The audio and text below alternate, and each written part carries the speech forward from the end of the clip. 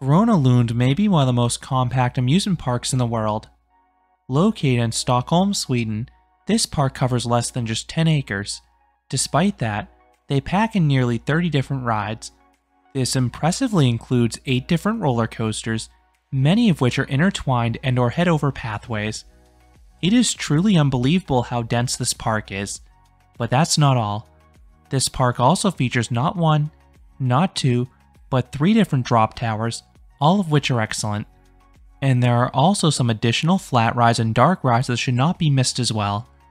So in this video, I will rank this park's top 20 rides and attractions. Starting off the list at number 20 is the Rock Jet. This is a Reverchon Himalaya. It's not super fast, but it goes fast enough to offer sustained laterals. Plus, it goes both forwards and backwards while blasting loud music. Number 19, Cuttingfliegeren. This is a cool Zier wave swinger. This one has the usual speed and bouncing motion, but this one is interesting because it swings out over the water, so it has nice visuals plus a refreshing breeze. Number 18, Blackfisken. This is a Schwarzkopf polyp, and I like how this one is next to the water as well. It's a fun visual, and it's fitting for the ride's aquatic theme. The bobbing motion is frequent, and it comes close to offering airtime. Then you can get some solid spins as well, but the rotation is not quite as forceful as the Eierly models that you commonly find stateside. Number 17, Fliegende Matan. This is a Zier flying carpet with a good cycle. No airtime to be had, but the downswings are intense. You are quickly ripped downwards, getting tossed forwards and backwards, while also being subjected to strong positive Gs. Do not be fooled by this ride's smaller size. Number 16, Karlekstunnen. This is a classic tunnel of love. It is a slow-moving boat ride. It may not be as engaging as newer dark rides, but you do pass a series of miniatures and static displays. There is a lot to see, and it does have some charm. Plus, there are some scenes you would never see in America. Number 15, Kovastin. This is an enjoyable Vekoma suspended coaster. If you have ridden Freedom Flyer at Funspot Orlando, this ride will be mighty familiar to you. This is the original layout that has been cloned a half dozen times, and the layout works better at Grona Lund because you've dived through rides, soar over pathways, and pierce through the station building itself. The visuals are really fun, and that final helix is solid force too. Then the ride is very smooth tracking and super freeing lap bars to maximize the sensation of flight and comfort. Number 14, Vilda Musin. This Gerstlauer bobsled is uniquely intertwined with Jetline, so this Wild Mouse variant has a unique and twisted layout with lots of near misses. There are a lot of bank turns and drops, but as I noted in a separate review, these bits are lacking on the forces. You don't really get airtime in this one. The few hairpin turns do offer solid laterals though. They are the highlights for me. Number 13, Pop Expressen. This is a Huss breakdance that is uniquely placed indoors with a dance club atmosphere. You have party lights and booming music. The speed is average for the model, but the placement amplifies the disorientation and near misses. And per usual, if you throw your weight around, you can get some forceful full spins. The cycle is on the shorter side though, which is the biggest downside with this attraction. Number 12, House of Nightmares. This is a haunted walkthrough and a good one too. It is an upcharge, but I think it's worth it. There are just a few scare actors inside, but they are loud and well spaced out, so they really will catch you off guard. Then there are some cool effects like squishy floors, air blasts, snake-like ropes on the floor, and even a room with several doorways and many fake paths. Number 11, Catapultin. This is one of the best SNS drop towers. This is an 18-story tall combo tower offering spectacular views of the park, city, and water depending upon where you're sitting. Then the forces are great too, as you get both a space shot and turbo drop in one single ride. This one is weirdly silent, so the space shot launch sneaks up on you. It has an okay kick to it. Then at the top, you get some good floater airtime. Then you slowly race back up for the turbo drop. This drop gives a nice pop of airtime. This ride is very fun. It just can't match the intensity of the park's larger Enderman drop towers that you'll see later on this list. Number 10. Blood Toggette. This is a fun ghost train. The visuals are a hodgepodge mix of scares, similar to what you'd see at a carnival installation. Well, except for the man sitting on the pooper. That's a unique one. But the scenes all work here, and they're much better quality than what you'll see at a carnival. And there are some auxiliary effects built into the vehicle augmenting the frights, such as vibration and knobs. These will really shock first-timers. Number 9. Insane. This Enderman Zack spans the exact same layout as the much maligned Green Lantern First Flight, but this one's much better. This installation actually allows the vehicles to rotate as intended, resulting in a wilder and more comfortable ride experience. Now, you probably won't flip until the finale, but the final bunny hump is incredible. You get ejector airtime over the sharp hill, plus a guaranteed flip. It is a surreal combination. Then the Raven turns earlier in the ride are very forceful as you are yanked downwards, getting a bit of a free fall sensation. Compared to the far more common SS free spins, Zack spins flip less, but the forces are more intense because the center of rotation is not placed around the rider. I go in more detail about this in a separate review. Number 8. Eclipse. This is the park's tallest ride. This is a fun-time star flyer standing a whopping 400 feet or 122 meters tall. The views are simply stunning. You get a full 360-degree panoramic view of both Grona Lund and Stockholm. The rotation itself is slower than some of the other models out there, so you don't pull any Gs.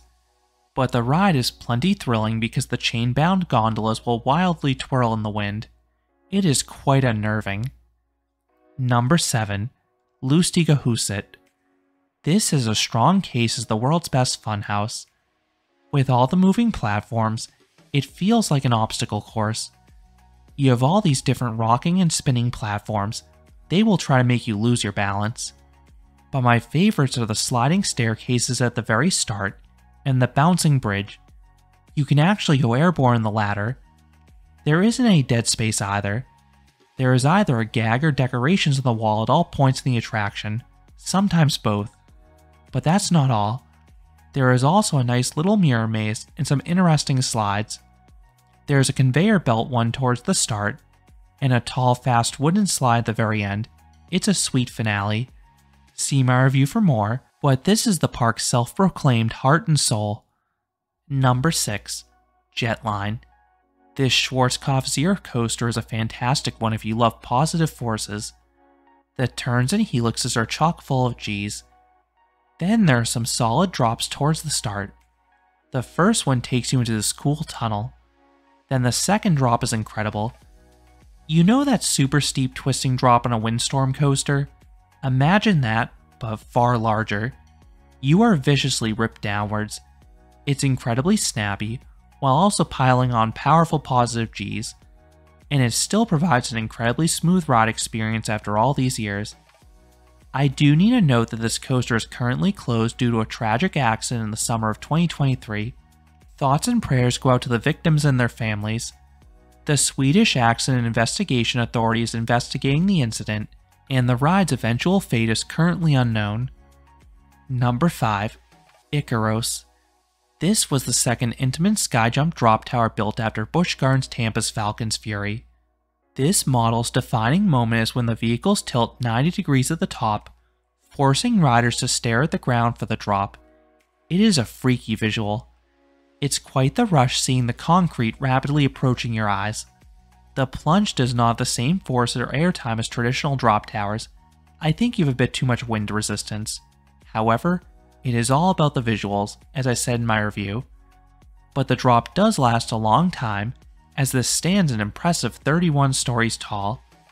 So along with all those thrills, you also get a wonderful view of your surroundings. I particularly like the side facing the water, but the other side offers a superior view of the park to compensate.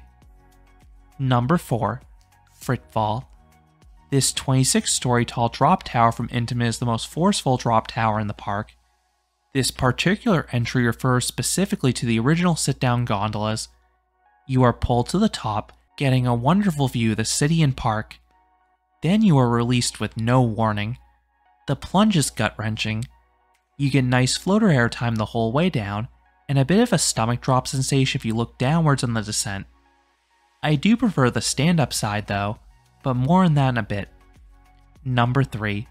Twister. This is a gravity group wooden coaster. The stats make it look like a family coaster, but do not be fooled. This ride has some deceptive force, particularly if you ride in the back row. You see, this ride was crammed into an impossibly tight footprint. It has a very convoluted layout. This makes it less predictable than the other small-scale gravity groups. This ride has some super tight turns, and more notably, it has some sudden and steep drops offering good jolts of airtime. They will really toss you upwards if you're in that rear row.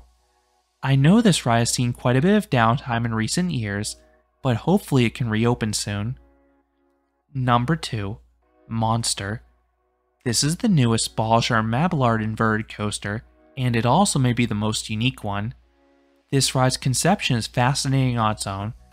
I go into more detail in a separate review, but in short, Grona Lund wanted to build this coaster in an adjacent parking lot, but when the approval process dragged out, they had to look elsewhere, and they found a way to cram it inside the main park.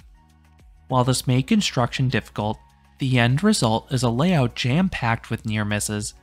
You are constantly whizzing over buildings or pathways. It is so neat.